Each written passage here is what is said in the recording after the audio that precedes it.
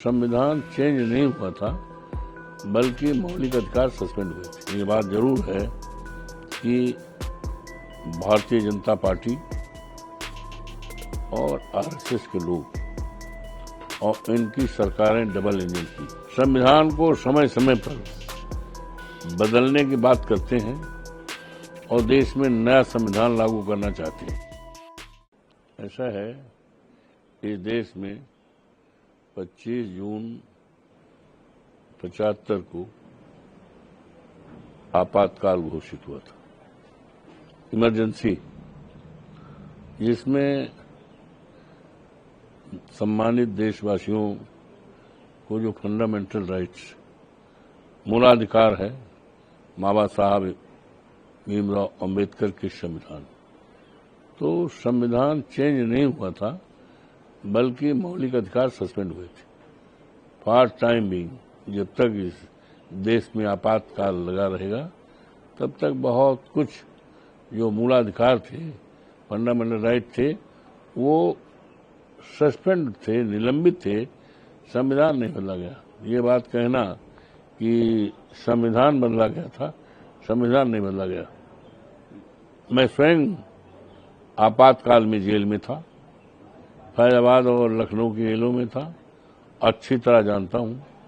और लोकनायक जयप्रकाश नारायण जी ने पूरे देश में बिगुल फूंका था, तो उसको लेकर के ऐसी देश में स्थिति पैदा हो गई कि तत्कालीन प्रधानमंत्री जी को आपातकाल लगाना पड़ा। उधर सुधांशु द्विवेदी का कहना है 50 साल के आपातकाल के लिए लोकतांत्रिक इतिहास सबसे भयानक अध्याय पूरा हो गया था, लेकिन यह बहुत दुखद बात है कि कल पटना में उसी गांधी मैदान में जहां आपातकालीन लाखों के लोग संविधान की रक्षा के लिए अपने जीवन की देखभाल के लिए बिना एकत्र हुए थे, एक रैली संबोधित की गई थी, जिसमें तेजस्वी यादव ने कहा था कि हम सांसद द्वारा पारित कानून को फेंक देंगे। अब वो सांसद द्वारा पारित विधेयक क्या है वो स्पष्ट नहीं है। इस बात का लेकिन ये बात जरूर है कि भारतीय जनता पार्टी और आरएसएस के लोग और इनकी सरकारें डबल इंजन की बाबा साहब भीमराव अंबेडकर का जो संविधान है, संविधान को समय समय पर बदलने की बात करते हैं और देश में नया संविधान लागू करना चाहते हैं। आपको याद होगा कि 24 का चुनाव चल रहा था, चुनाव घोषणा हो चुकी थी। इन लोगों ने यहां तक कह दिया था सरकार बनने के लिए 272 सांसद चाहिए और संविधान बदलने के लिए 400 के पार। लेकिन इस देश की महान जनता, देवतुल्य जनता ने, देवतुल्य मतदाताओं ने भारतीय जनता पार्टी को इस लायक नहीं बनाया कि उनकी सरकार अपने अकेले दम पर बनी हो। गठजोड़ के आधार पर सरकार बनी और इनको उतना जो मिलना चाहिए था, जितनी संख्या मिलनी चाहिए सांसदों को, संख्या नहीं मिल पाई।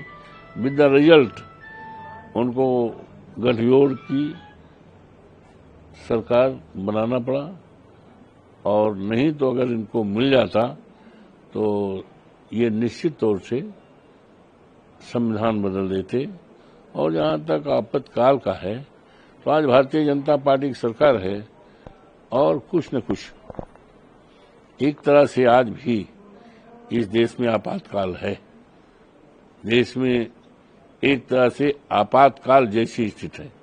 लोगों की स्वतंत्रता पर रोक है और न जाने कितने लोग सताए जा रहे हैं, जिसकी कहीं सुनवाई नहीं हो रही। तो ये क्या है? ये तो किसी ऐसे देश में जहां पर संविधान का पूरा पालन हो, ऐसा स्थान नहीं मिलेगा जहां पर लोग सताए जा रहे हैं।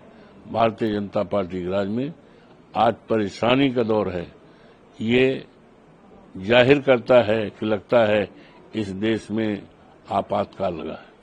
कोलकाता गैंगरेप मामले में कहा एक बीजेपी का 4 संसदीय दल जा रहा है निरीक्षण करने के लिए और कोलकाता दौरा करेगा, जो हाल में ही एक कानून छात्र कथित कंगालों की जांच करेगा कोलकाता लॉ कॉलेज में 28 जून को गठित समिति के केंद्रीय मंत्री व पूर्व पुलिस के अधिकारी भी मौजूद रहेंगे।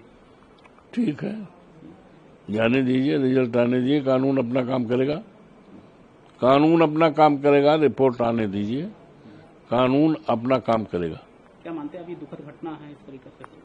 पूरी तरह से माना जाएगा, दुखद तो ही है। क्या इसको सुखद घटना आप मानोगे?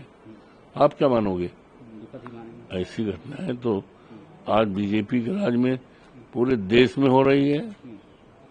हमारे संसदीय क्षेत्र में सहनवा गांव है, यहाँ 22 साल अनुसूचित जाति की बेटी के साथ बलात्कार किया, नंगा किया और क्या क्या नहीं किया, कहते हुए शर्म लगती है। और तमाम घटनाएं हो रही हैं पूरे प्रदेश में। तो इस पर भारतीय जनता पार्टी की सरकारें पूरी तरह से अक्षम हैं कंट्रोल करने में, सुधार की जरूरत है। आज 2 दिन का कार्यक्रम गोरखपुर राष्ट्रपति जी का लगा हुआ है, क्या कहना चाहते हैं? कई कार्यक्रम है वहाँ पर। राष्ट्रपति जी तो देश की सर्वोच्च कुर्सी है, उनके बारे में ठीक है, स्वागत है। राष्ट्रपति ये आ रहे हैं, उनका स्वागत है, अभिनंदन। तमाम कार्यक्रम है जैसे कि उद्घाटन का, वो ठीक है, वो तो लोग स्थानीय लोग लगाए होंगे, सरकार उत्तर प्रदेश सरकार ने लगाया होगा, तो उनका तो हम अभिनंदन और स्वागत करते हैं। राष्ट्रपति के बारे में कोई आलोचना नहीं। मोदी सरकार ने एक फरमान जारी कर दिया है कि दुकानों पर फिर से नेम प्लेट लगाए जाए। देखो, ऐसा है, कांवड़ यात्रा का कहीं कोई विरोध नहीं है। कांवरियों का सुरक्षा होनी चाहिए, सम्मान होनी चाहिए, उनको यात्रा करने में कोई बाधा नहीं होनी चाहिए। अब योगी जी का क्या फरमान है तो जग जाहिर है, उनकी सोच क्या है, उनकी मानसिकता क्या है, उनकी मानसिकता उनकी सोच क्या है?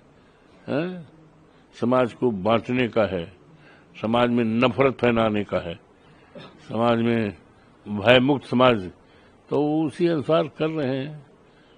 जनता पूरी तरह से नोटिस ले रही है। 27 में सब महंगा पड़ेगा इनके लिए।